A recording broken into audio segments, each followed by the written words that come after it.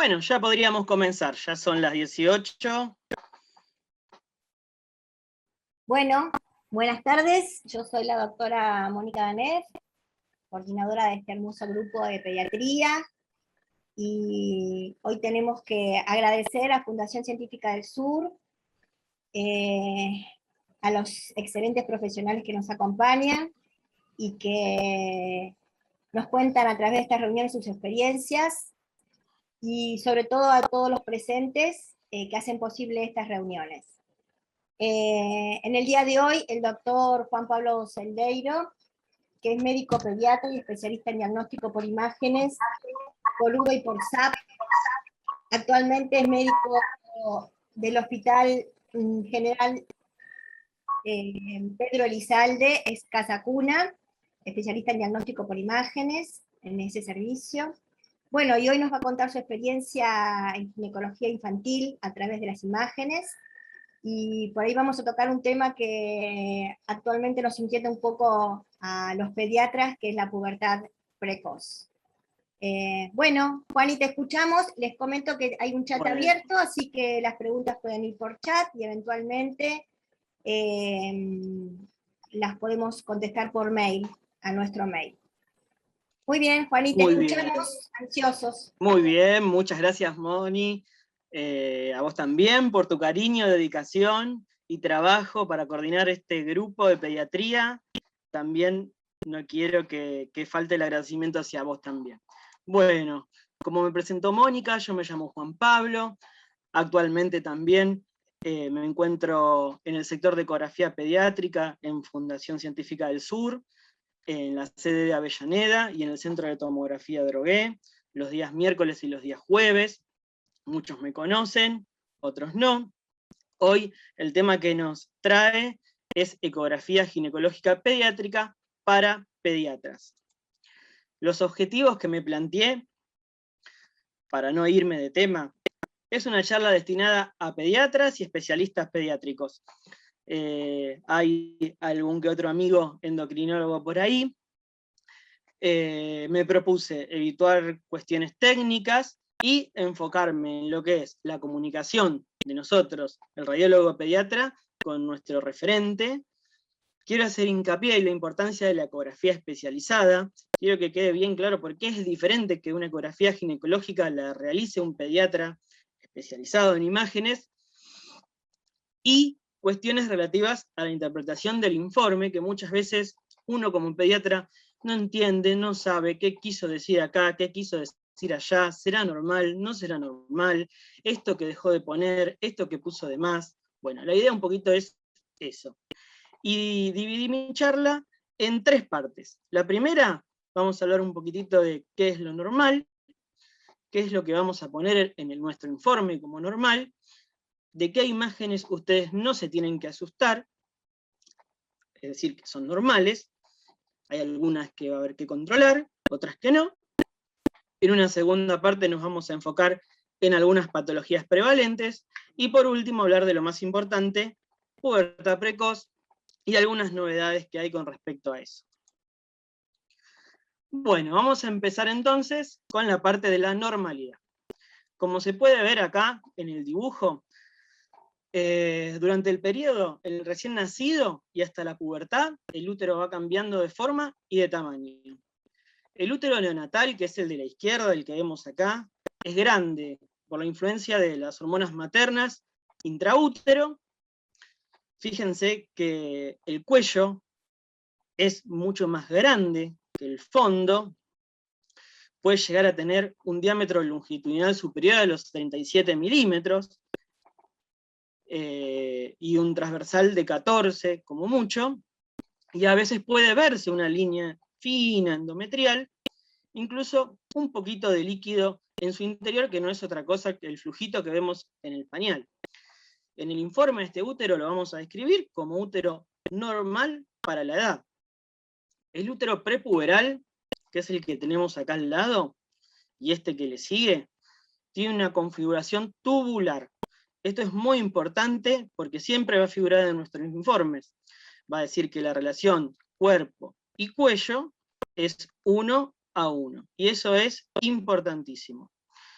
Normalmente no se visualiza el endometrio, pero si usamos transductores de mayor definición, o depende desde qué lugar lo veamos, o cuánto pis tiene nuestra paciente, puede llegar a verse una fina linita, que también a veces consignamos en el informe, pero eso no quiere decir que tenga un endometrio desarrollado. Por ejemplo, que lo tengamos en cuenta como criterio de pubertad precoz. No.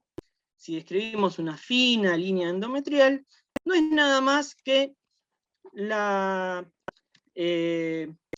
dos capas del endometrio que producen un reflejo por una diferencia de impedancias acústicas y que se ve como una fina linita. A los fines clínicos del pediatra debe ser interpretado lo mismo, una línea endometrial ausente que una fina línea, siempre y cuando no le pongamos un número de grosor. ¿Sí? Y el útero puberal, que es el de la izquierda, ya tiene la configuración del útero adulto, con el fondo mayor que el cuello, con una relación que llega a ser 3:1. Va a medir aproximadamente entre 50 y 80 milímetros, y el ancho hasta 35 o más. El grosor del endometrio va a depender del momento del ciclo menstrual, y de eso vamos a hablar un poquitito más adelante. Acá les muestro una foto de un útero neonatal normal. Fíjense cómo el cuello es más grueso y en el sentido anteroposterior es mucho más grande que el fondo, y se ve una línea endometrial por estímulo hormonal materno. A veces se puede ver un poquitito de líquido en su interior, ¿sí? Este es un corte longitudinal y este es un corte axial. En el útero prepuberal normal, es decir, después de la lactancia y hasta que empiezan los eventos puberales, la morfología tiene un aspecto de 1:1. Eso quiere decir que el diámetro anteroposterior del cuello y del fondo son similares, son iguales. Esto no lo medimos en milímetros y hacemos una cuenta y lo dividimos. Es una cuestión subjetiva, pero muy valorada y tenida en cuenta. También podemos llegar a ver a veces una fina línea endometrial, que no es otra cosa que, como dijimos, es el cambio de impedancias que produce una cara de un epitelio con otro, pero no significa que haya un endometrio desarrollado. Muchas veces incluso a esta foto le podemos poner endometrio no visible, y ustedes me van a decir, no, Juan, pero ahí hay una línea blanca, ¿qué es eso? Sí, mira, es una línea endometrial, pero no es un endometrio como para considerarlo estimulado, ¿verdad? Bien. Y por último, el útero puberal normal, como ya habíamos visto, donde el fondo es mucho más grande que el cérvix, con un diámetro anteroposterior que puede llegar a ser 3:1, y el ancho de 35 milímetros. ¿Sí? Bien. El útero, en el estado postpuberal, va a tener un ciclo endometrial. ¿Sí? Como sabemos, el ciclo tiene una fase folicular y una fase lútea, a la izquierda. Lo ideal, si es una paciente que lo permite, una paciente adolescente que ya inició relaciones, sería evaluarlo con la vía transvaginal. Pero en la mayoría de nuestras pacientes eso no es posible, y también lo podemos evaluar por la vía transabdominal.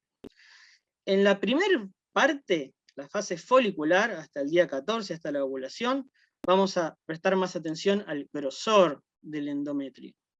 Y en la segunda parte, a la ecogenicidad. Y vamos a ver cómo van a ser esos cambios. Vamos a tener 4 etapas. Una etapa, la primera, la proliferativa temprana, cerca del día 3 y 5, pero que puede extenderse hasta el día 8, en el que vamos a ver nada más que una línea endometrial ecogénica, menor a 6 milímetros. Es bien delgadita. Ya cuando nos acercamos a la ovulación, vamos a empezar a tener un endometrio trilaminar, pero que va a ser isoecogénico con respecto al miometrio. Es un poco difícil de medir, pero más o menos va a llegar entre los 7 y los 10 milímetros. En la fase periovulatoria, cuando estamos aproximadamente en el día 14 del ciclo, va a seguir siendo trilaminar, pero se va a volver hipoecogénico, porque hay mucha agua, mucho edema. acá alrededor. Y puede llegar a medir hasta 10 milímetros. Y en la fase secretora, después de la ovulación, se va a volver ecogénico y homogéneo. Y va a ser bien gruesito, de entre 8 a 14 milímetros. El grosor endometrial, entonces, a modo de resumen, va a tener una fase proliferativa temprana, en el que va a estar menor a 6 milímetros, una fase periovulatoria, tardía o temprana, entre 7 a 10, y una fase secretora, entre 8 a 14 milímetros. Si esto quieren sacarle una captura, está interesante para recordar.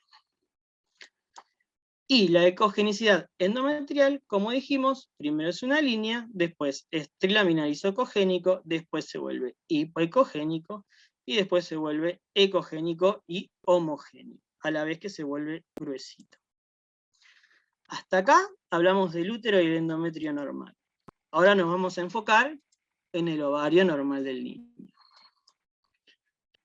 Acá lo que vemos es un esquema que nos muestra el desarrollo ovárico normal. Acá tenemos el ovario de una niña recién nacida, el ovario de una niña prepuber y un ovario de una postpuber. Ya en el recién nacido pueden verse folículos primordiales que no están desarrollados, pero que son bastante grandes. En general no superan los 9 milímetros, el promedio está entre 6 y 7 milímetros aproximadamente. Cuando los vemos así, no los vamos a describir en el informe, vamos a decir que es un ovario de ecoestructura normal, y si no vemos ninguno que supere los 12 milímetros o 15, no los vamos a mencionar, ¿sí? Esto, como dijimos, está en relación con el estímulo hormonal materno, y puede durar incluso hasta el año de vida, año y medio, ¿sí? Después, en la posmenarca, los ovarios aumentan de tamaño, descienden en la pelvis y aumentan de volumen. Cada una de estas etapas va a tener un tamaño considerado normal. Durante el primer año de vida, ronda aproximadamente 1 centímetro cúbico. Luego se van a achicar un poquito, y en el segundo año de vida van a alcanzar alrededor del 0,6 centímetros cúbicos. Hasta los 6 años, en que vuelve a medir aproximadamente 1 centímetro cúbico. Cuando nos estamos acercando a la pubertad, el ovario aumenta un poquito de volumen y se sitúa cerca de los 2,5. Y esto es muy importante para cuando hablemos de pubertad precoz y el diagnóstico de pubertad más adelante. En la premenarca inmediata vamos a tener que pueden ser también entre 2 y 4.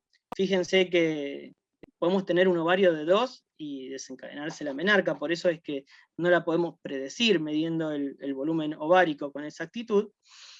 Y posmenarca ya adquiere un tamaño siempre mayor a 2,5 y hasta 20 se considera normal. Esta es otra que le podemos sacar una captura porque es importante para guardarla y recordar los tamaños normales de los ovarios. En la etapa postpuberal, el ovario también tiene un ciclo, así como lo tenía el endometrio, y se divide en 3 partes. Y es importante porque en el ovario pueden aparecer imágenes que son normales y que a veces pueden ser interpretadas como patológicas. Y esas 3 fases son la fase folicular temprana, donde vamos a ver los folículos antrales, la fase folicular tardía, donde vamos a ver un folículo dominante, y la fase lútea, donde vamos a ver el cuerpo lúteo. Todas estas pueden tener diagnósticos diferenciales con cuestiones patológicas y que vamos a resolver simplemente con el control postmenstruo inmediato. Y ahora lo vamos a ver más adelante. Y acá viene una disquisición semántica bien importante, que es el tema de cómo definimos lo que es, qué es un folículo y qué es un quiste. Esto lo vamos a ver durante toda la charla. Habitualmente los radiólogos que hacen ecografías ginecológicas de adultos están habituados a hacer un conteo folicular y medir los folículos. ¿Por qué? Porque ellos están muy atentos a lo que es el síndrome de ovario poliquístico. Entonces ellos miden los folículos que miden alrededor de 10 12 milímetros, que es lo que miden los folículos en un ovario poliquístico, y los cuentan. Entonces ellos están habituados a llamarle a esos folículos quistes o quistes foliculares. Nosotros en pediatría, como vimos en las diapos anteriores, vieron donde les mostré el desarrollo ovárico normal, vimos que son frecuentes esos folículos, que pueden llegar a medir hasta 9 milímetros, incluso hasta 12, y ser normales. Sin embargo, no los llamamos quistes. ¿Por qué? Porque en realidad lo llamamos quistes nosotros realmente cuando hay un tamaño mayor a 30 milímetros, que son los verdaderos quistes de ovario, para no confundirlos con los folículos normales, básicamente. No sé si se entendió la idea, si quieren escríbanmelo en el chat, pero creo que fui claro con eso. Vamos a llamarle quiste a todos aquellos que midan más de 30 milímetros, y a todo lo demás le vamos a llamar folículo de tanto por tanto, o folículo dominante, o folículo que mide tanto y control postmenstruo inmediato. En la fase folicular temprana se selecciona una corte de folículos que van a ir creciendo, como se ve acá. ¿Ven? Que acá hay pequeñas imágenes redondeadas, hipoecogénicas, por estímulo de la FSH. Se va a seleccionar un folículo dominante, que es el que va a crecer, y se van a empezar a achicar el resto de los folículos seleccionados en la corte. En la fase folicular tardía ya va a estar seleccionado el folículo dominante, y vamos a ver una imagen que corresponde a un folículo estimulado, que es ovoidea, anecoica, de paredes finas, y que puede medir, fíjense, hasta 24 milímetros. Sin embargo, no le vamos a llamar quiste a esto, le vamos a llamar folículo dominante. Y en nuestro informe vamos a poner, se observa un folículo dominante de 24 milímetros, se sugiere control postmenstruo inmediato. ¿Por qué? Para ver si este folículo retrograda, para ver que no quede funcionando, para ver que no quede aumentándose de tamaño, sobre todo si nuestra paciente consulta por amenorrea, porque puede ser la causa de su síntoma, en este caso. Ya cuando nos acercamos a la ovulación, podemos empezar a ver una imagen que se llama cumulus oophorus, que es un foco ecogénico adentro de ese folículo seleccionado, de 3 a 4 milímetros, que es excéntrico. Se ve 36 horas antes de la ovulación. Generalmente esto se usa mucho en medicina reproductiva. Por vía transabdominal es difícil de ver, pero bueno, siempre es importante, porque acá lo que yo les quiero demostrar es que muchas veces podemos confundir un quiste folicular, un folículo en realidad, perdón por el error, un folículo dominante que tiene una imagen en su pared, y decimos, ¿qué es eso? ¿Una papila? ¿Será un quiste con un componente sólido? Y en realidad era el cúmulo homófilo. Entonces, en este caso, también va a ser muy útil el control postmenstrual inmediato. ¿Sí?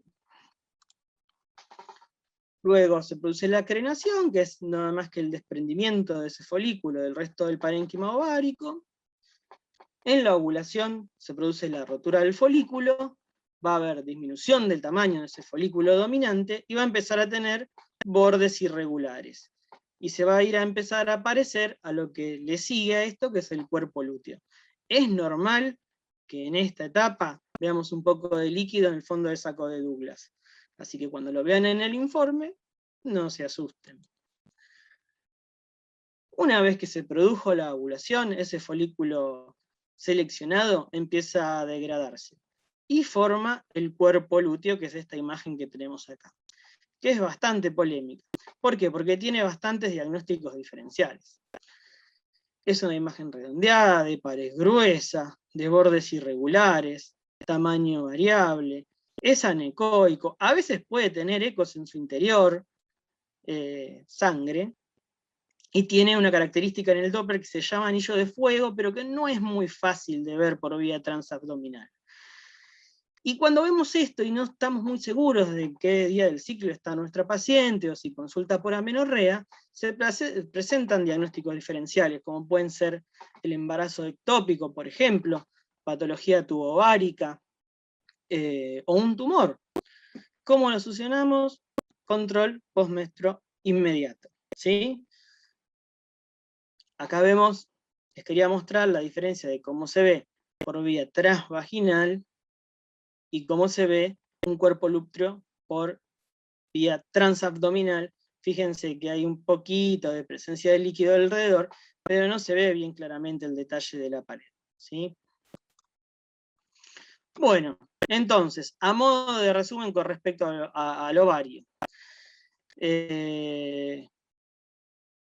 Lo que les dije, las diferencias entre folículo y quiste, fíjense que si un médico que está acostumbrado a hacer ecografía ginecológica de adultos, ve estos folículos, los va a ir a contar, los va a ir a medir, porque le interesa ir a buscar el ovario poliquístico. Eso es algo a lo que nosotros no estamos habituados a buscar, y estos folículos son habitualmente visibles en las niñas premenárquicas y en las recién nacidas. Importante entonces el tema semántico de no llamarle quistes a los folículos. Vamos a hablar un poquito de la posición de los ovarios. En el recién nacido, el ovario se ubica en la margen superior de los ligamentos anchos, que si recuerdan bien, es el ligamento en realidad es como un repliegue del peritoneo que caía como un mantel sobre el útero y las trompas. Y va descendiendo, guiándose por el gubernáculo, que es una estructura ligamentosa muy parecida al gubernáculo del testículo, y va descendiendo hasta ubicarse cerca de los vasos ilíacos, que es donde generalmente los vamos a encontrar. ¿Qué pasa? Al igual que el testículo, el ovario puede quedar en el camino, o también puede irse por un lugar que no corresponde. Y ahí es cuando llegamos a hablar de las posiciones anómalas del ovario. Sobre todo en el primer año de vida, el ovario puede estar en una posición más alta que lo normal. Y a veces es bastante común ver en los informes de ecografía ginecológica en estas nenas, que nos informan el ovario derecho no se logra visualizar por interposición de asas. Ojo con eso, porque en realidad, cuando uno no ve el ovario, lo que corresponde es ir a buscarlo, desde el polo inferior del riñón hasta los vasos ilíacos. Incluso hay que ir a buscarlo a los conductos inguinales, porque también pueden guiarse por el ligamento redondo y terminar en un ovario cele, como vemos acá en la imagen de la derecha. La verdad que si no los vamos a buscar ahí, nunca los vamos a encontrar. Así que nunca se queden con el informe que diga que no se logra visualizar el ovario, o con la explicación de que a la nena le falta un ovario, ¿no? Hay que ir a buscarlos bien. Muy bien, ya terminamos con la parte de la normalidad, y ahora vamos a empezar a hablar de las anomalías más frecuentes. Yo seleccioné estas 5 que me parecieron las más interesantes en pediatría. Vamos a hablar de las anomalías congénitas, que son las malformaciones del útero, los tumores del útero y de la vagina, de esto vamos a hablar muy poquito, y le vamos a prestar mucha más atención a los quistes anexiales, que son muy frecuentes, a los tumores de ovario y a la tan temida torsión anexial o torsión de ovario. Vamos a empezar entonces con las anomalías congénitas. Este tema es un poco pesadito, pero vamos a tratar de hacerlo un poquito más ameno. Se clasifican de esta forma por unos autores que se llaman Buttram y Gibbons. Representan al menos del 1 al 5% de la población general, y del 13 al 25% de las mujeres que tienen alguna de estas patologías cursan con abortos recurrentes o complicaciones como roturas uterinas, ¿sí?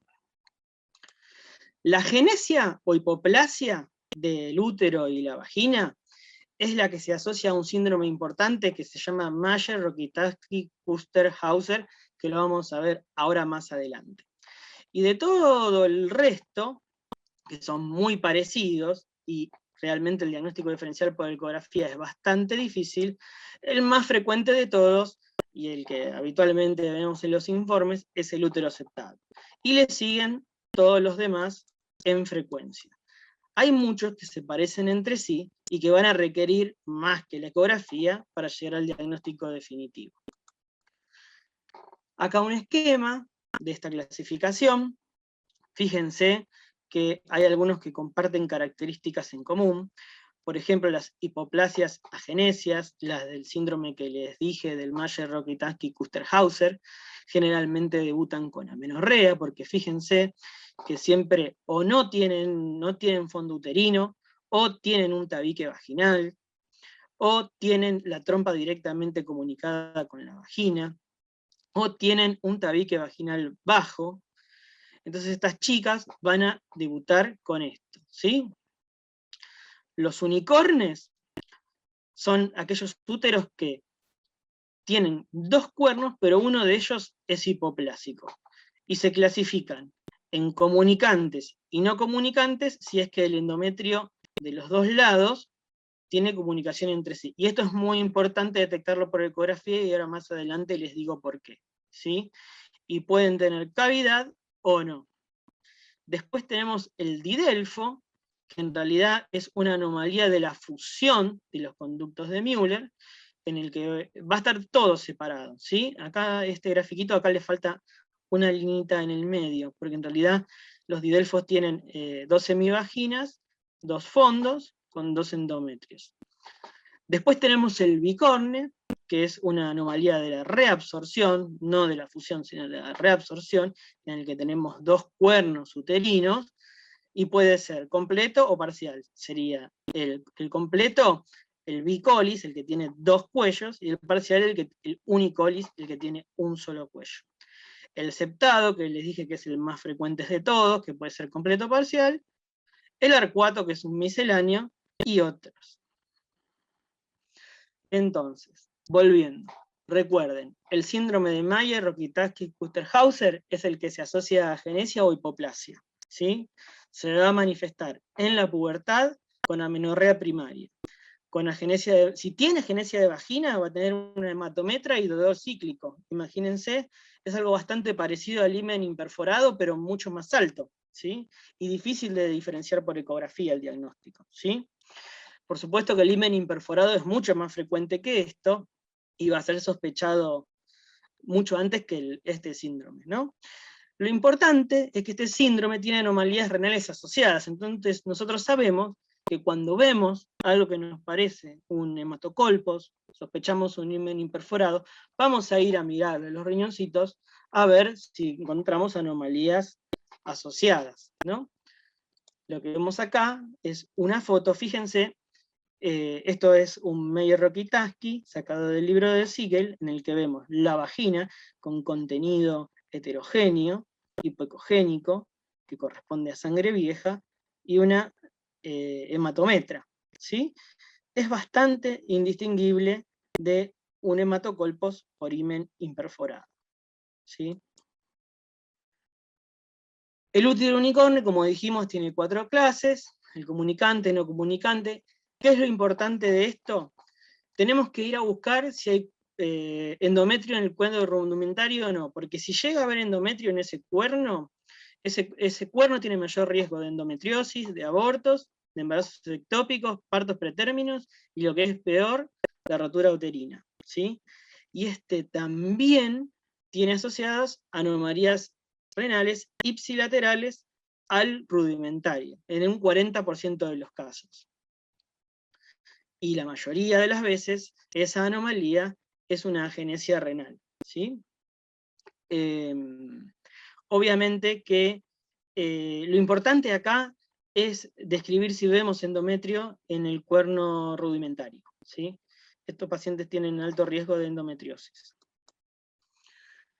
Pasamos al útero didelfo, que como les dije antes, esta es una anomalía de fusión, es decir, se forman bien los 2 conductos de Müller, pero no llegan a fusionarse. Entonces tenemos 2 fondos, 2 cuellos y 2 semivaginas. Y hay 2 tipos, de acuerdo o no, a si presentan un tabique transversal, ¿no? El tabique longitudinal siempre lo tienen. Lo que los diferencia es si tienen tabique transversal, ¿no? Y si tienen tabique transversal, eso se llama síndrome de Wunderlich, es otra cosa que tenemos que sospechar y pensar siempre, porque está asociado a agenesia renal ipsilateral al lado que está obstruido. Entonces, cuando nosotros veamos esto, vamos a ir a fijarnos también los riñones. Fíjense, no se confundan el Wunderlich con el Meyer-Rokitansky. Los dos cuernos uterinos están completamente separados, cada uno tiene su propio endometrio, no están comunicados entre sí, y hay que documentar siempre la presencia de dos cuellos, porque eso va a ser el diagnóstico diferencial con el bicorne, que es bastante parecido. Pero vos me vas a decir, no, bueno, pero el bicorne no tiene este tabique longitudinal. Bueno, la verdad que ver este tabique longitudinal por ecografía es muy difícil. Lo que más nos va a ayudar es el ver la presencia de los dos cuernos, ¿sí? El bicorne es una fusión incompleta o parcial de los conductos de Müller y se divide en dos, como dijimos, con un cuello o con dos cuellos. Este se caracteriza en la ecografía porque lo que vamos a ver es una hendidura en el contorno exterior del útero. Cuando hagamos el corte transversal, vamos a ver esta pequeña hendidura, que es lo que lo caracteriza. Y lo diferencia del útero septado, que es el más frecuente de todos. Como ven, el útero septado no tiene esa indentadura en el contorno exterior.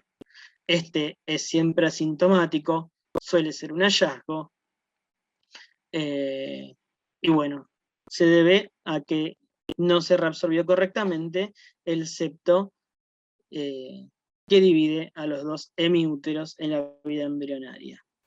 Y se va a caracterizar porque vamos a ver dos líneas endometriales y el septo no es de la misma ecogenicidad que el miometrio, sino que es más hipoecogénico.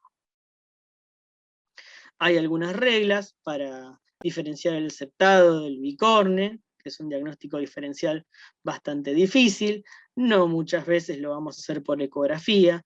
Acá el estudio de elección va a ser la resonancia magnética, pero para que tengamos idea, lo que se hace es trazar una línea a nivel de los ostiums endometriales, que es el punto más alto que alcanzan los endometrios, y si el fondo del útero cae por debajo o por encima de la línea, pero menos de 5 milímetros, es un bicorne.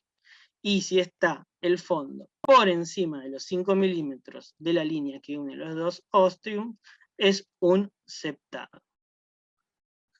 Por último, el útero arcuato es una indentación nada más que del endometrio, no hay un septo, no hay un tabique, muchas veces pasa desapercibido y no es fácil de diagnosticar por ecografía. Hasta acá llegamos con las malformaciones. Ahora vamos entonces con los tumores de útero y vagina. La vamos a hacer bien cortita porque son muy poco frecuentes, pero son bastante malignos. Son, la verdad, que indistinguibles por ecografía uno del otro, el rhabdomyosarcoma y el tumor de células claras y el del seno endometrial, porque los dos se presentan como masas heterogéneas, uno que sale del cuello uterino, otro que sale de la vagina, pero generalmente son grandes al momento del diagnóstico. La ecografía lo que va a cumplir acá es un rol de detección para hacer, por supuesto, un estudio de mayor complejidad o ir a cirugía directamente, ¿sí? Entonces, cuando nosotros veamos, nos vamos a encontrar con esto, que es una vagina con contenido sólido, ecogénico, heterogéneo, con áreas de necrosis, y esto nunca se nos va a pasar. Pasamos a los quistes anexiales. Esta parte es importante. Se clasifican en tres tipos: los quistes ováricos, los quistes hemorrágicos y los quistes paroováricos. Los dos primeros son muy frecuentes y muy importantes. Los quistes ováricos o foliculares es un folículo que mide más de 30 milímetros, como dijimos antes. Eso es un verdadero quiste, ¿sí? Vendría a ser el folículo estimulado que por algún motivo tuvo una falla en su involución. Pudo haber sido funcionante, no funcionante, no importa. Lo más común es que sea asintomático y que sea un hallazgo en el control ecográfico de la nena que viene por hacerse el control por su primera menstruación. Como les dije, puede ser funcionantes o no funcionantes, y lo bueno que tienen es que involucionan espontáneamente. Requieren control cada 4 semanas y de acuerdo a la edad vamos a esperar diferentes tiempos. Si la niña es pequeña, es prepuber o adolescente, suele tardar un poquito más que la adulta. Se piensa que para adultos unos 3 meses y para niños unos 6 meses. ¿Sí? Tienen paredes finas, tienen contenido anecoico, bien uniforme, no tienen proyecciones papilares, uno les pone el Doppler y no pintan. Pueden tener septos o vesículas, que las vamos a ver más adelante. No se asusten cuando en un informe vean vesículas hijas. Si hay un quiste grande, folicular, como este, tener vesículas hijas es una imagen accesoria, no significa malignidad, ni benignidad, ni nada de eso, ¿sí? Y bueno, cuando son muy grandes, como todos sabemos, pueden generar torsiones o sangrar. No hay un convenio en cuanto a qué tamaño de quiste folicular va a ser quirúrgico, cuál va a ser el candidato a tratamiento hormonal. Pero bueno, nosotros cumplimos con la función de medirlos y sugerir el control a las 4 semanas o posmenstruo inmediato. Hay muchos casos en los que retrotraen completamente al siguiente ciclo. Como les dije, ecográfico cada 4 semanas, se espera que involucionen, a los 6 meses en la premenarca, a los 3 meses en la posmenarca, pero esto no es así tan exacto. Son la causa más frecuente de diagnóstico prenatal de masa abdominal en fetos femeninos. Está por encima de las dilataciones piélicas, de los quistes de colédoco, de los megacolon fetales, de todos esos. El quiste de ovario en un feto con fenotipo femenino es lo más frecuente. Casi siempre son unilaterales, son asintomáticos, van a requerir una ecografía postnatal y un seguimiento ecográfico. Y vamos a esperar lo mismo, que retrotraen. La regresión es más o menos entre los 4 meses y 1 año de vida. Pasamos al quiste hemorrágico, que es el mismo quiste que vimos recién, el quiste folicular, mayor a 30, pero que sangró. Este sí tiene mucho más clínica, tiene dolor abdominal, tiene la apariencia ecográfica dependiente del tiempo de sangrado. Puede parecerse, ¿se acuerdan? Al cuerpo lúteo también, lo único que el cuerpo lúteo es un poco más chico. Pero puede parecerse un cuerpo lúteo. Incluso puede ser diagnóstico diferencial también de un embarazo ectópico o de un tumor de ovario. ¿Cómo lo solucionamos? Control postmenstruo inmediato, como siempre. La conducta va a ser el seguimiento para conformar la resolución y excluir que haya alguna neoplasia. Resuelven en 4 a 8 semanas, también puede ser que resuelvan antes. Y si son muy grandes y con mucha clínica, habitualmente son quirúrgicos, se tratan en la guardia. Acá unas fotos, acá esto lo que quiere demostrar es cómo va cambiando sus características ecográficas, y esto nos deja tranquilos porque descartamos tumores, ¿no? Con esto. Fíjense, solamente con 2 semanas cómo cambia la característica. Todo esto blanquito que ven acá, ecogénico, pueden ser tabiques o sangre, un coágulo que se retrae y se disuelve, y evolucionamos a esta imagen que tenemos a la derecha. En muy poquito tiempo. Una característica que también nos puede dejar tranquilos es que al Doppler color no pintan, no tienen flujo. Igualmente, tampoco es que nos vamos a quedar súper tranquilos. Hay teratomas epiteliales que pueden tener este aspecto, sin flujo vascular también, pero es un indicio positivo. Muy bien. Pasamos a los tumores de ovario, el anteúltimo tema, creo que es este. Por suerte, los tumores ovarios en pediatría son extremadamente raros.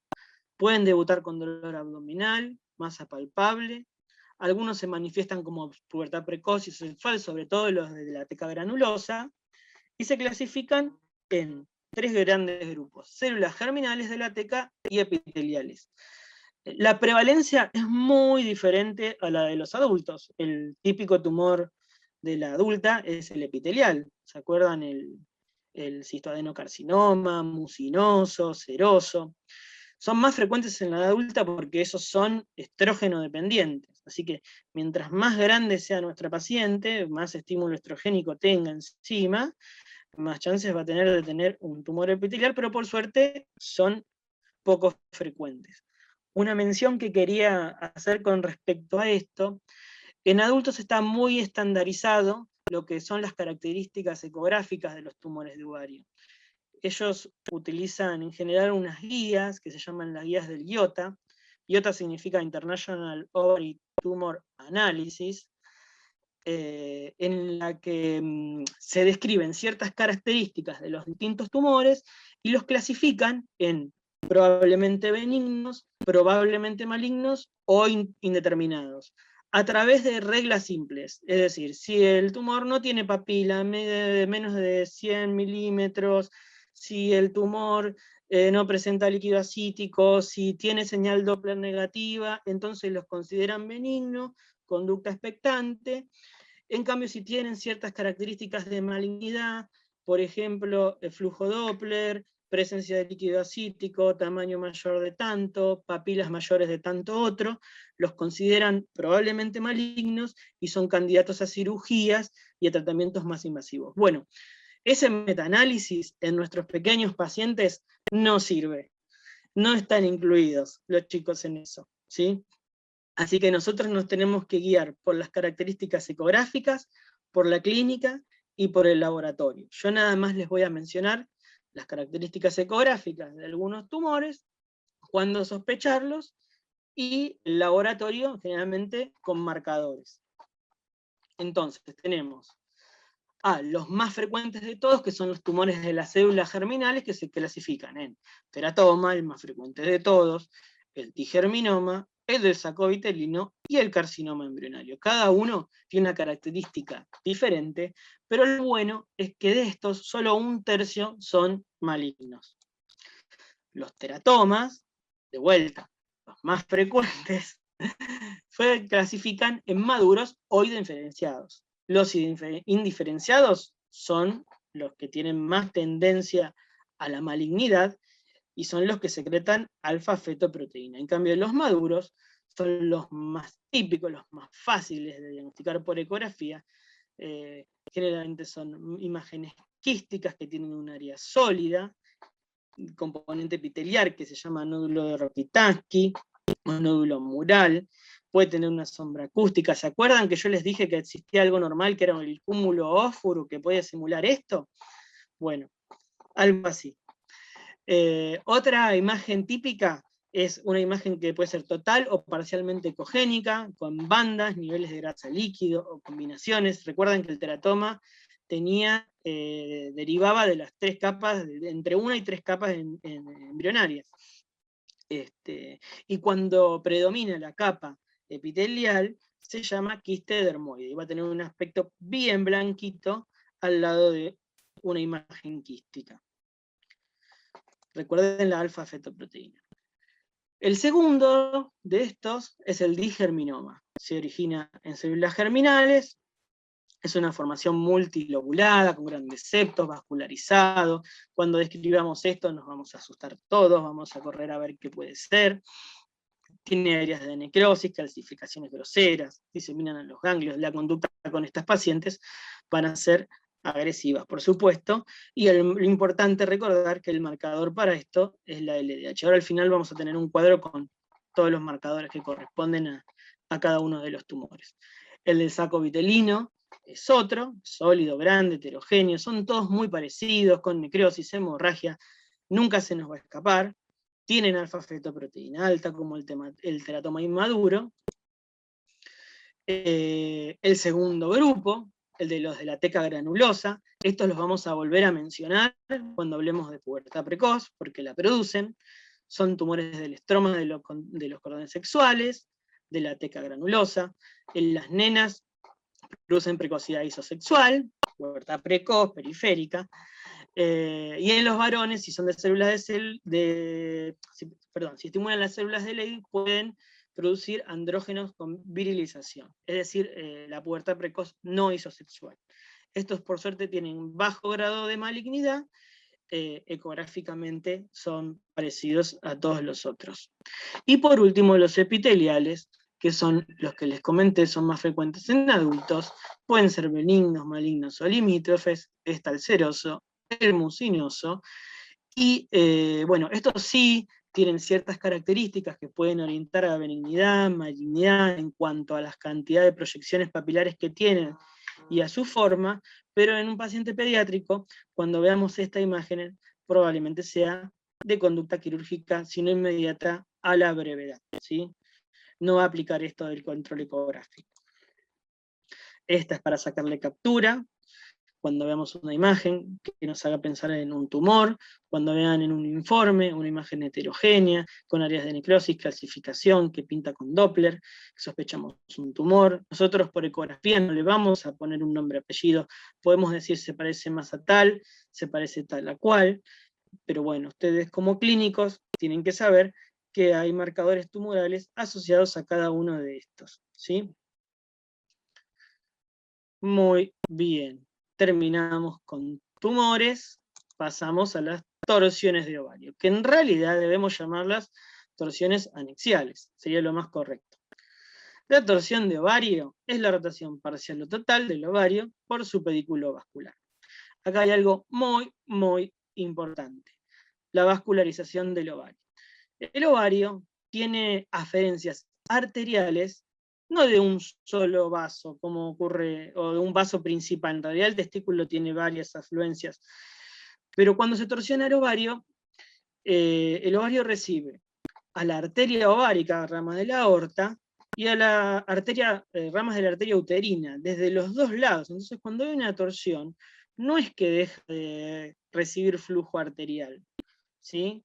Deja de recibir flujo de un solo de los lados. En realidad, lo que va a modificar la característica ecográfica y lo que va a generar la clínica es la oclusión venosa, porque tiene un solo drenaje venoso a través de un plexo piniforme que termina formando la vena ovárica. Entonces, el compromiso de flujo va a ser primero linfático, por eso vamos a ver primero edema, después venoso, y por último arterial. Y esto tiene una connotación muy importante en cuanto a sirve el Doppler en la torsión de ovario, ahora lo vamos a ver más adelante, ¿sí? Va a haber un espectro de signos ecográficos, desde un simple edema con aumento de tamaño a la necrosis ovárica. Y es casi siempre unilateral. Es mucho más común que sea del lado derecho, diagnóstico diferencial de la apendicitis. Se cree que eso es porque el meso del colon sigmoides protege al ovario izquierdo de torsionarse, pero bueno, esas son teorías.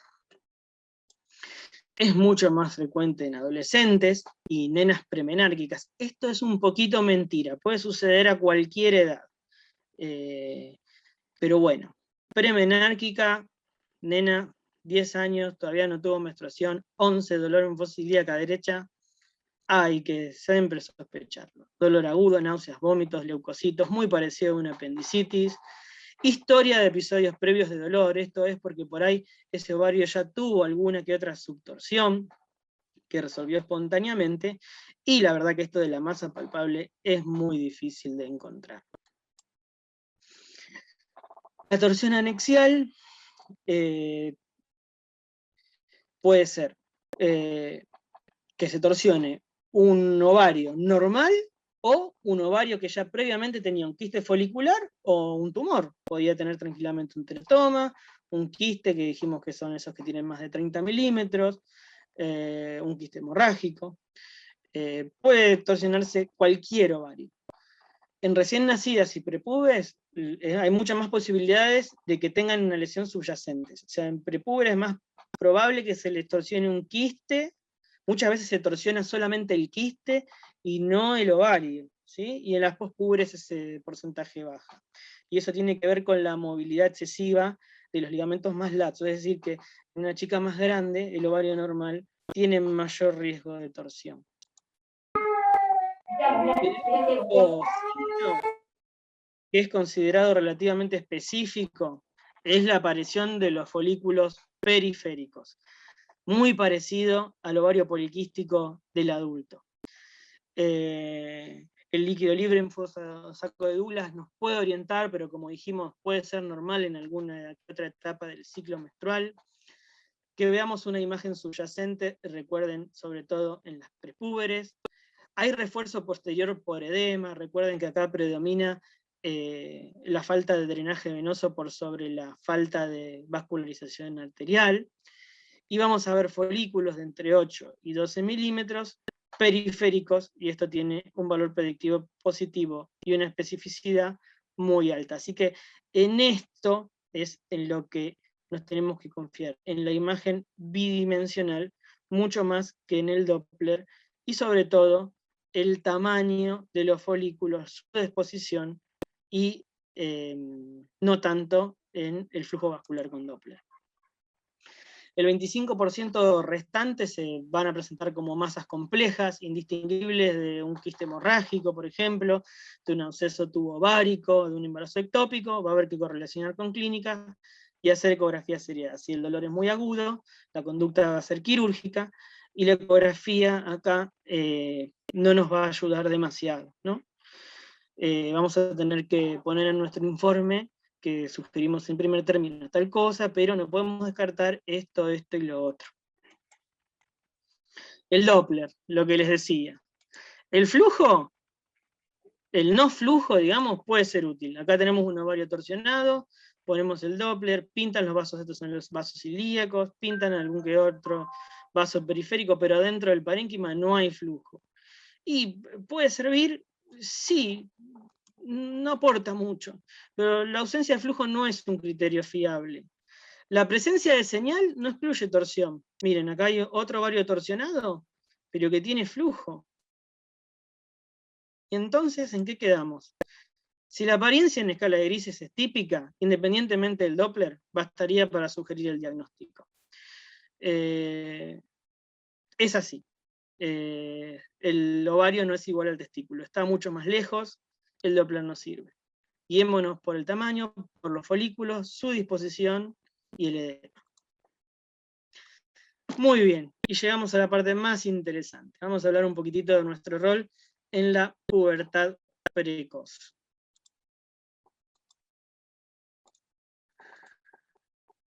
Muy bien.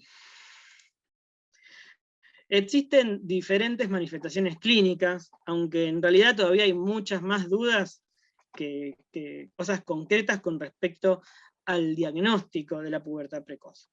La ecografía es el estudio de elección para la evaluación inicial en la mayoría de las alteraciones de la pelvis pediátrica, y también es para la pubertad precoz. Se define clásicamente como la aparición física de los caracteres sexuales secundarios antes de la edad de 8 años en las nenas y 9 en los varones. ¿Qué significa caracteres sexuales secundarios? Para cada sexo hay un evento cardinal, 8 años del taller mamario 2, y en los varones el volumen testicular mayor a 4 mililitros.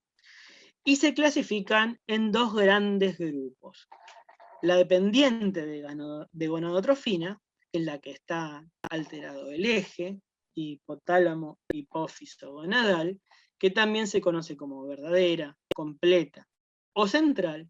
Y por otro lado, tenemos la independiente de gonadotrofina, que también se conoce como incompleta, periférica o pseudopubertad precoz. La ecografía nos va a ayudar, cuando no a definir, ante cuál de estas dos estamos parados.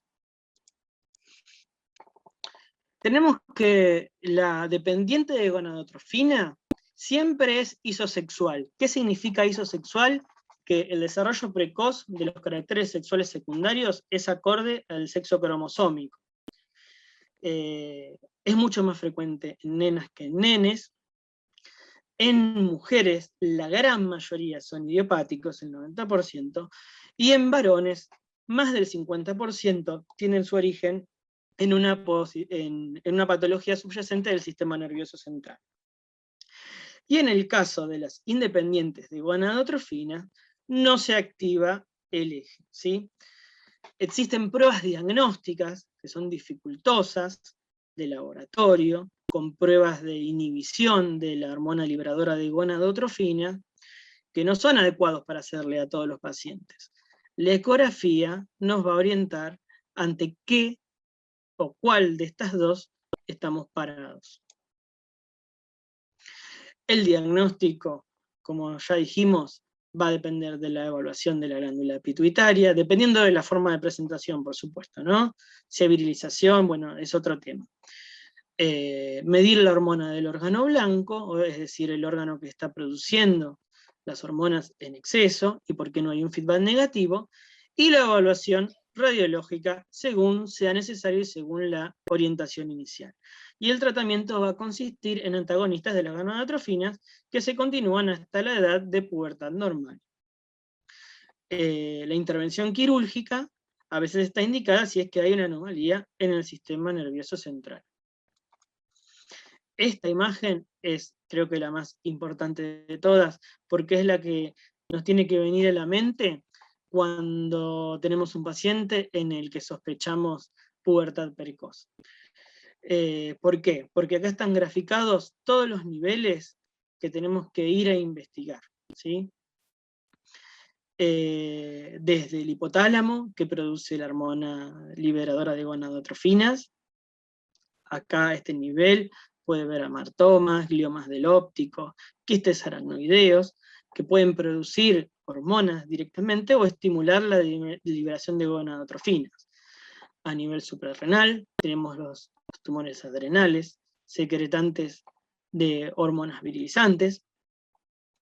A nivel del ovario, bueno, hay muchísimas causas, de las centrales y de las periféricas.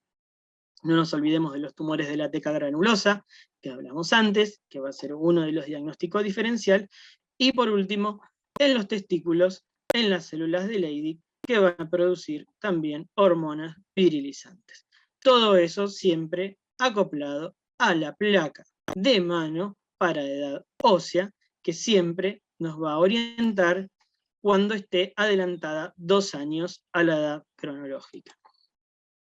Los puntos clave que tenemos que tener como resumen, entonces, a la hora de evaluar un niño con sospecha de pubertad precoz, tenemos que conocer el tiempo normal de inicio de la pubertad y saber diferenciar la pubertad precoz de las variantes normales, que son la telarca prematura y la adrenarquia en los varoncitos.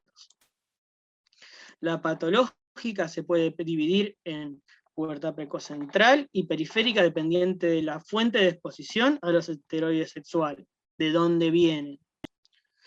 El tratamiento de la pubertad precoz periférica va a depender de la etiología subyacente, que vamos a tener que ir a buscar en estudios por imágenes, y la ecografía nos va a orientar muchísimo. Y la talla futura va a depender del diagnóstico precoz que nosotros hagamos.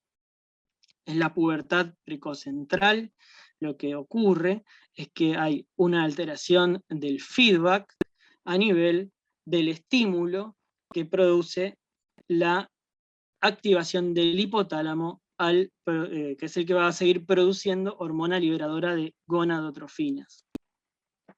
Acá tenemos un esquema del eje hipotálamo-hipófiso gonadal, en el que vemos claramente cómo el hipotálamo envía la señal a la glándula pituitaria a través de la hormona liberadora de gonadotrofinas.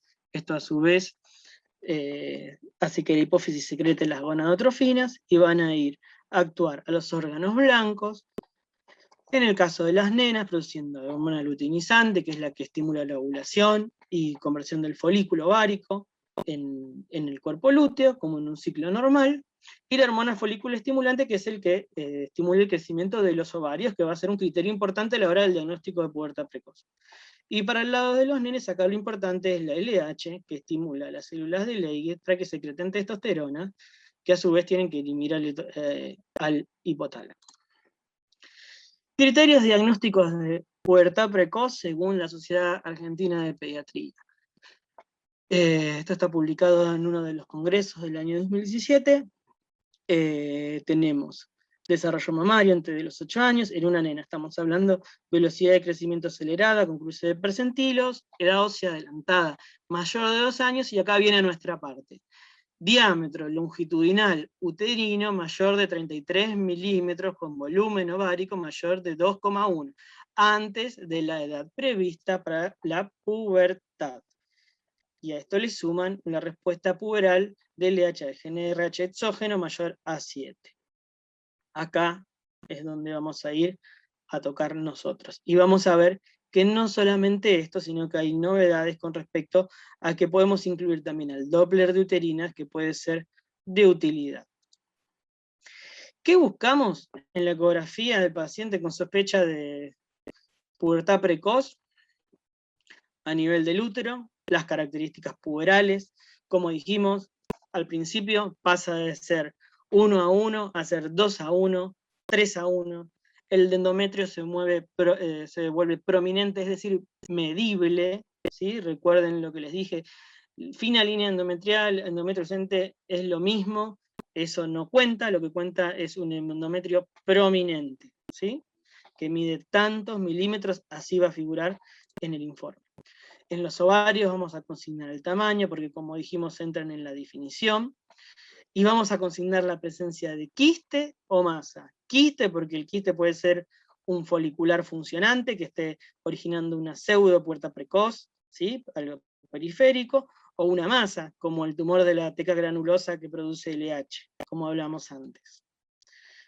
Tumores de ovario que se secretan estrógenos, lo mismo. Acá lo mismo que antes, pero un poco más detallado. Granulosa, teca, los gonadoblastomas, los cistoadenomas y los carcinomas. Los tumores de ovarios que secretan andrógenos, como el renoblastoma, el hipoideo, el cistoadeno, el carcinoma y el gonadoblastoma. Y no nos olvidemos de las suprarrenales, sobre todo si hay virilización. Acá me faltó creo que poner hígado, porque los hepatoblastomas también pueden producir pubertad precoz periférica. Entonces, la pubertad precoz en niñas puede ser verdadera y su origen puede ser central o periférico. ¿Sí? Verdadera es cuando el desarrollo sexual completo, antes de los 8 años, isosexual, de acuerdo al sexo cronológico, y la central, en la mayoría de los casos, se debe a una maduración prematura del eje. Puede haber otras causas como tumores, desorden del sistema nervioso, hidrocefalia o posmeningitis.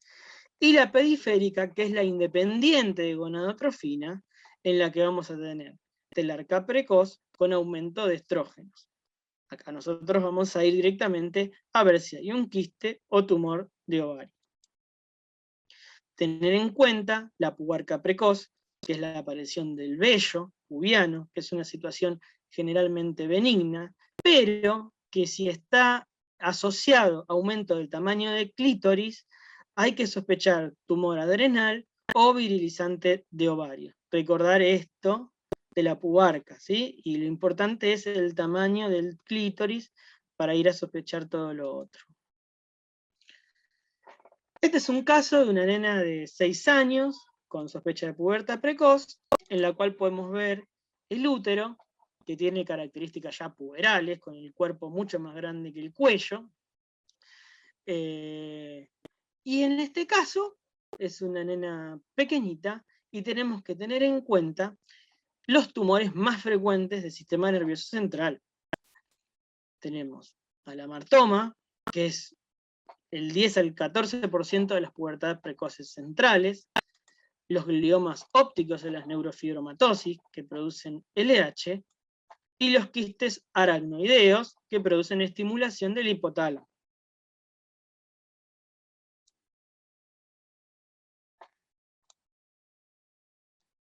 Entonces, la sexualidad precoz progresiva en un niño pequeño siempre sugiere la posibilidad de un amartoma hipotalámico. Recuerden que de las anomalías del sistema nervioso central es la más frecuente. Generalmente en menores de 3 años, pero puede ser en nenes más grandes.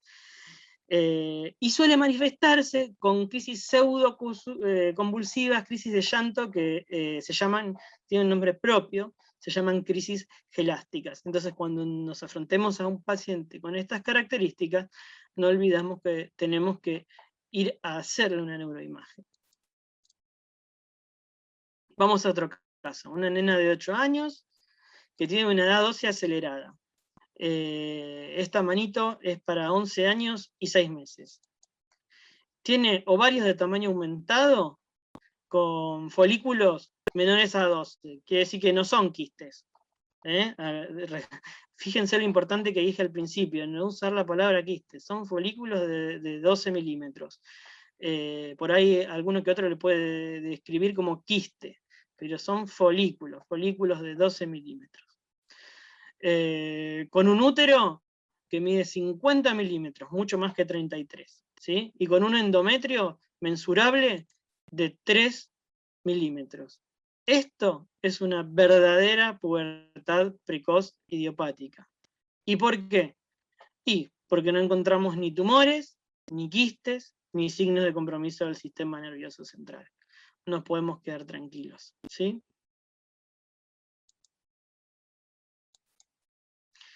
Ahora bien, la pubertad precoz periférica no tiene activación del eje. Puede llegar a tenerlo, así bajito lo digo, a raíz de la estimulación por los caracteres sexuales secundarios, pero quedemos en que no. La más común es el famoso síndrome de McKeown-Albright, aquel que cursa con displasia fibrosa, manchas café con leche y pubertad precoz.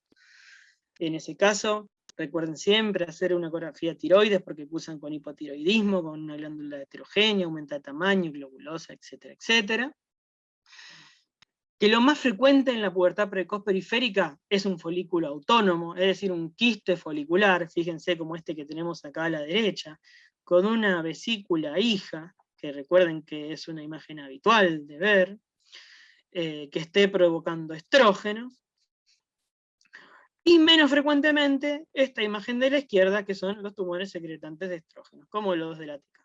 Pero por suerte son rarísimos como causas de pubertad precoz. Quiste de ovario como causa de pubertad precoz, pseudo pubertad precoz. Son más frecuentes en recién nacidos y en adolescentes, la mayoría son funcionales, por alteración de la foliculogénesis, hay una falla en la regresión, pero van a ir a la involución espontánea, los vamos a esperar. Tienen riesgo de torsión, y la malignidad va a depender de la edad. ¿Vieron eso que les dije que de acuerdo a la cantidad de estímulo estrogénico que reciban, por eso que las pacientes adultas más grandes o las adolescentes grandes van a tener mayor riesgo de malignidad, de convertirse en un cistodenocarcinoma, ¿no? Recordar entonces que el quiste de ovario es la causa más frecuente de pubertad precoz periférica o pseudo pubertad precoz, como la quieran llamar. Recuerden que cuando lean en un informe de vesículas hijas foliculares, son imágenes habituales que podemos encontrar en los ovarios, en los quistes folículos, los ovarios no normales, en los ovarios que tienen quistes foliculares, pueden proyectarse hacia adentro o hacia afuera como si fueran un divertículo, saber que existen, las vesículas hijas pueden medir de 2 a 10 milímetros, no hay que darle mayor importancia. Pero bueno, aparecen muchos en estas pubertades precoces. Veamos este otro caso, entonces, un útero estimulado, una nena de 4 años con desarrollo mamario y secreción vaginal, es una nena chiquita, tiene un útero estimulado, decimos que es completa porque tiene útero estimulado, la pubertad precoz, y tiene un quiste con vesícula hija. Puede no tenerlo, ¿no? Pero bueno, esta nena lo tenía, así que podemos decir que esta nena tiene una pseudo pubertad precoz secundaria a un quiste ovárico funcionante. Otro casito, rápido porque se nos acaba el tiempo, una nena de 3 años con telarca y flujo vaginal, también con un útero estimulado, fíjense, parece un útero postpuber, también vamos a hablar de pubertad precoz completa porque tiene útero estimulado. Y cuando vamos a ver los ovarios nos encontramos con esta imagen heterogénea, con áreas, esto no sabemos si es un folículo, si son áreas de necrosis, bueno, lamentablemente es un tumor de la teca granulosa confirmado, ¿no? Fíjense qué importante acá el rol de la ecografía, no hizo falta ir al sistema nervioso central para darnos cuenta de esto, lamentablemente. Bueno, y ahora les quería comentar un poco más. Vieron hasta recién, nos guiamos por el tamaño del útero, por la forma, por el endometrio y por el volumen ovárico, pero últimamente se está proponiendo usar un nuevo parámetro que nos puede ayudar también, junto con el volumen, con el tamaño del útero, a ayudarnos a la hora de saber si estamos ante una paciente con pubertad precoz verdadera, es decir, si nuestra paciente se va a beneficiar con un tratamiento inhibidor de la GnRH. Entonces aparecieron algunos trabajos, este primero hecho en Dinamarca, estos dos últimos italianos, en el que se pusieron a evaluar cómo era el flujo arterial en el útero, las arterias uterinas, por supuesto, y se pusieron a medir el índice de pulsatilidad. Para los que no conocen de Doppler y de ecografía, les quiero explicar de manera breve y didáctica qué significa un índice de pulsatilidad o un índice de resistencia, ¿no? Cuando uno habla de resistencia, habla de que el flujo va a ir a parar a un órgano que está reticente a recibir esos glóbulos rojos, es decir, un órgano que no tiene muchas necesidades metabólicas o que por una cuestión adaptativa está rechazando el flujo sanguíneo. Eso puede ser normal, por ejemplo, en el músculo normal. El músculo normal, si no está activo, las arterias que lo van a vascularizar tienen una alta resistencia. ¿Eso qué quiere decir? Que va a haber un momento en el que durante la sístole va a haber flujo de glóbulos rojos, pero después durante la diástole no va a haber flujo. O sea, solamente va a recibir flujo en el momento en el que el corazón se contraiga y el resto no le interesa. Cuando ese órgano cambie sus necesidades metabólicas, necesite crecer, esté cursando un fenómeno inflamatorio, va a querer recibir flujo sanguíneo todo el tiempo. Entonces, durante la diástole, que es este, que está acá, va a querer seguir recibiendo glóbulos rojos. ¿Sí? Bien, eso es el índice de resistencia. Es decir, comparar el pico sistólico con la velocidad en el fin de la diástole. ¿Qué pasa? Cuando la velocidad en el fin de la diástole es 0, siempre me va a dar 1 el índice de resistencia. Si acá va un 0, esta cuenta me va a dar 1.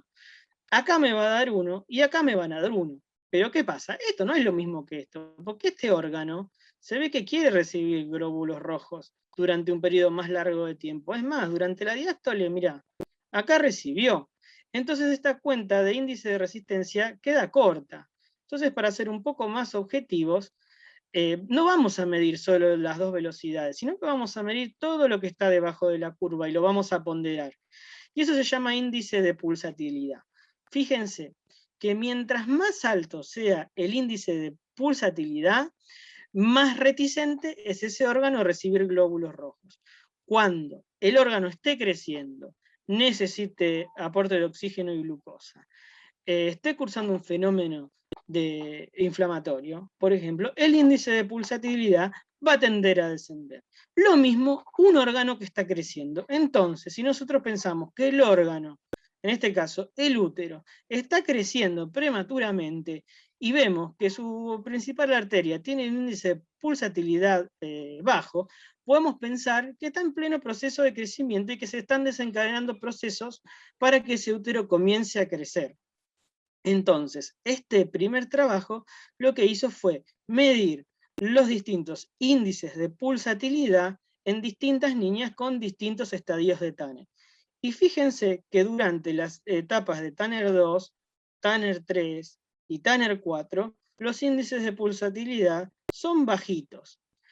En la etapa recontra prepuberal, el índice de pulsatilidad es mayor a 4 y en el adulto también es mayor a 4. ¿Qué pasa acá? Bueno, el útero empezó a crecer, empezó a tener necesidades metabólicas. ¿Y por qué no valernos de esto para saber si el útero está creciendo? Puede ser de mucha utilidad, dijeron. Entonces vino el otro grupo italiano y se puso a medir el índice de pulsatilidad en nenas que tenían verdaderas pubertades precoces isosexuales. ¿Cómo hicieron para asegurarse de eso? Le hicieron un test de inhibición y de estímulo con GnRH y respuesta de LH para asegurarse, usaron como gol estándar eso, para saber que estaban tratando con nenas que tenían una verdadera pubertad precoz, y observaron que esas nenas, por lo general, tenían un índice de pulsatilidad en las uterinas menor a 4, pero cuando era menor a 2,5, era recontra sugestivo, con una especificidad del 100% de que ese útero está recibiendo estímulo estrogénico y estímulo de crecimiento, ¿sí? Entonces, un índice de pulsatilidad menor a 2,5 sugiere que este útero está empezando a crecer, está teniendo necesidades metabólicas y sería equivalente a un volumen ovárico grande o a la aparición de endometrio.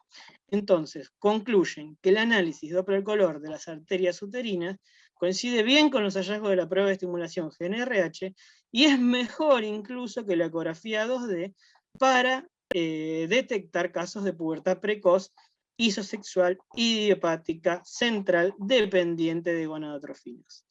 Es una herramienta diagnóstica muy útil para diferenciar entre la verdadera pubertad precoz, es decir, las que dependen del estímulo hormonal, y de las formas intermedias, las que dependen de un órgano blanco que está secretando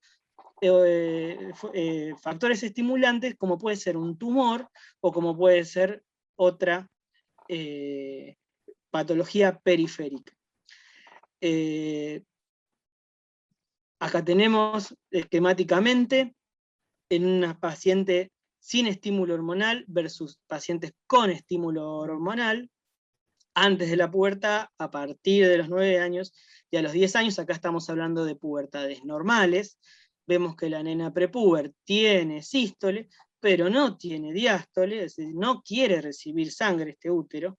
A partir de los 9 años empieza un poquitito de flujo en diástole, disminuye el índice de pulsatilidad, y a los 10 años ya podemos ver que casi completa el flujo en diástole, y esta en una esta va a tener una pulsatilidad menor a 2,5, equivalente a lo que nosotros vamos a buscar en una nena menor de 8 años en la que sospechemos pubertad precoz central isosexual dependiente de gonadotrofinas. Bueno, esto es lo que les decía, a modo de resumen, si quieren saquenle captura. Un índice de pulsatilidad indica, menor de 4, indica solo estímulo hormonal, pero cuando es menor a 2,5 indica un rápido crecimiento uterino, y esa nena es candidata a recibir tratamiento para pubertad precoz verdadera, como conclusión de estos trabajos. Bueno, hemos llegado al fin. Espero muy bien, que Juani, excelente, súper claro, te agradecemos. Además, nos mostraste tu experiencia con unos casitos, así que nos vino bárbaro. Y esto de medir estos índices es un nuevo desafío para todos nosotros, así que bueno, manos a la obra y hacer nuestra propia experiencia. Aquí alguien hizo una pregunta, buenas Sí, tardes. hay una pregunta en el chat de la doctora Tatiana Vélez. Si la estás viendo. Tenemos una paciente de 4 días de vida que presenta en ecografía de región anexial derecha un quiste de 26 por 21, que como dijo se considera un quiste a partir de 30, y eso quedó claro, pero además eso dice que el estudio hipogástrico en relación con la pared posterior de la vejiga se evidencia imagen anecoica de 16 por 10. Esta última también le hago control cada 4 semanas, o es diferente el control. Muchas gracias. Pero además esto es la pared posterior de la vejiga. Bueno, lo más probable que, no sé si tu paciente tenía ecografías prenatales y tenía imágenes quísticas prenatales. Lo que yo quise decir con quiste mayor a 30 milímetros es hacer la disquisición semántica entre un folículo estimulado y un verdadero quiste de ovario que puede producir una pubertad precoz o una torsión, ¿sí? Es un tema semántico, como te dije. Sí, es menos de 30, pero en tu caso sí lo llamaría, lo podemos llamar quiste, porque no es un folículo lo tuyo. Es una nena que no tiene que ovular. Tampoco es una nena prepuber, es un neonato. Es una Así que recién nacida, ¿no? 4 días. Claro, es una recién nacida. Esa nena tiene estímulo hormonal probablemente, y ahí sí está bien que le llames quiste. Yo me refería más a lo que nosotros vemos por ahí cuando la nena ya está con su periodo, ya es puber, está con sus periodos menstruales, y es normal que veamos folículos de 12, de 9, y que algunos los catalogan como quistes o los ponen así en sus informes, incluso en las nenas prepúberes, que como les dije puede ser normal ver esos folículos, y llamarlos quistes presta mucha confusión. A eso me refería. Bueno, Juaní, muy bien, súper claro. Así que manos a la obra y te agradecemos la Bueno, atención y muy a todos los bien. presentes por el apoyo. Muy bien, muchísimas gracias, Mónica, y nos vemos en la Bueno, próxima. Si quieren en el chat ponen si les interesa algún tema, lo que quieran. Ahí está mi número de teléfono, si tienen algún informe mío, que tengan alguna duda, me pueden mandar mensajito, me pueden mandar mail, no hay ningún problema. Recuerden que yo estoy en Adrogué y en Avellaneda, los días miércoles y los días jueves, siempre disponible para ustedes. bueno, gracias por tu generosidad.